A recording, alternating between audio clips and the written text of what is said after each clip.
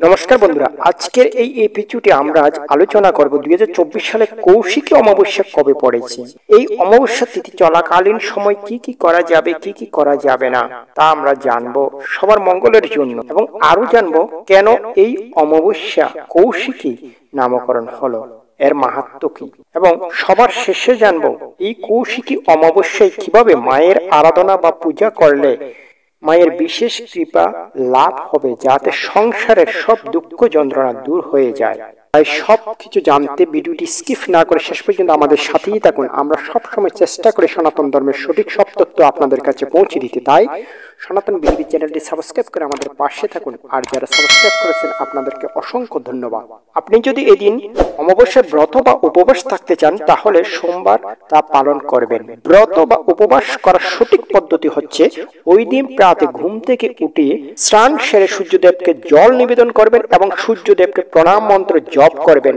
পরে শুদ্ধ বস্ত্র পরে ভগবানের প্রার্থনা করবেন। এমনটি মনে করা হয় কৌশিকী অমাবস্যার দিন মন্দিরে পূজা দেওয়া অত্যন্ত শুভ, তাই পারলে ওই দিন যে কোনো আদ্যাশক্তির মন্দিরে যাবেন এবং মা কালী অথবা মা তারার মন্দিরে একটু পূজা দেবেন, যাতে সংসারে মঙ্গল হয়।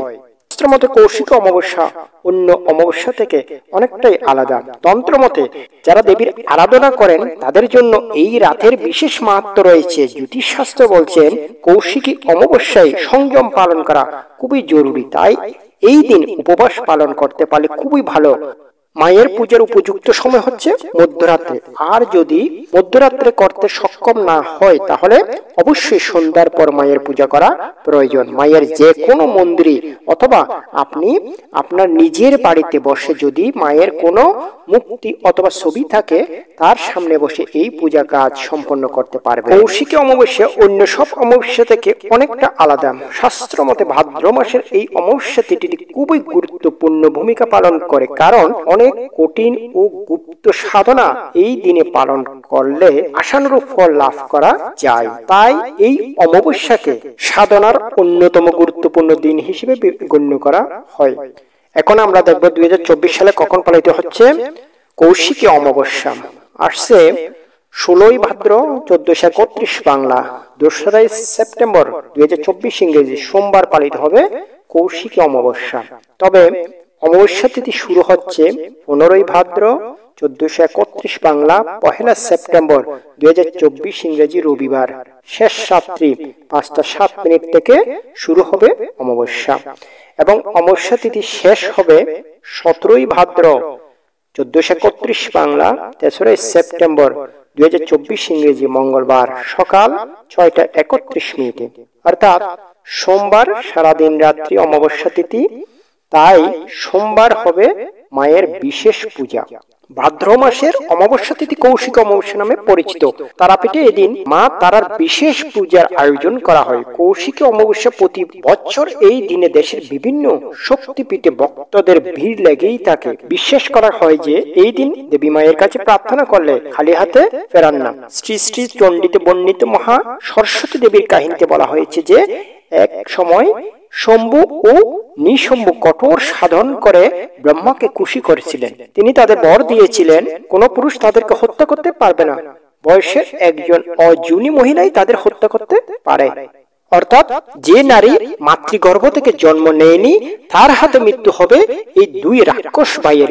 পৃথিবী এমন নারী খুঁজে পাওয়া দুষ্কর, তাহলে কি উপায় হবে? একদিন এই দানব ভাইদের দ্বারা বিতাড়িত দেবতারা কৈলাস পর্বতে মহাদেব শিবের প্রার্থনা করেন। শিব তখন সকল দেবতাদের সামনে পার্বতীকে বললেন, কালিকা তুমি তাদের রক্ষা করো। পার্বতীকে সবার সামনে কালী বলে ডাকাতে খুব রেগে যান এবং অপমানিত বোধ করলেন।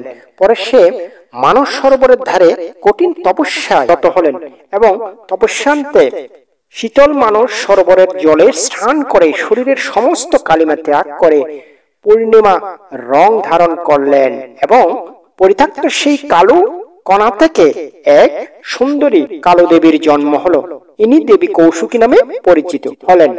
সেই দেবী শম্ভু ও নিঃশম্ভুকে হত্যা করেছিল, তাই এই অমাবস্যার নাম হয়েছিল কৌশিকী অমাবস্যা। কৌশিকী অমাবস্যার সন্ধ্যায় বাড়ির মূল প্রবেশ পথের সামনে দরজায় দুই পাশে দুইটা তিলের প্রদীপ জ্বালাবেন। এর ফলে আপনার সংসার থেকে সব অশুভ শক্তি দূর হবে এবং শুভ শক্তির আবির্ভাব ঘটবে।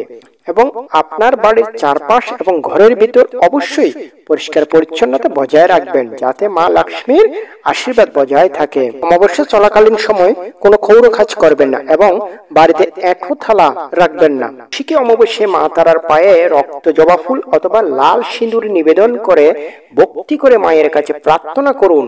এর ফলে মা তারা আশীর্বাদে আপনার জীবন থেকে অমাবস্যার কালো ছায়া দূর হবে।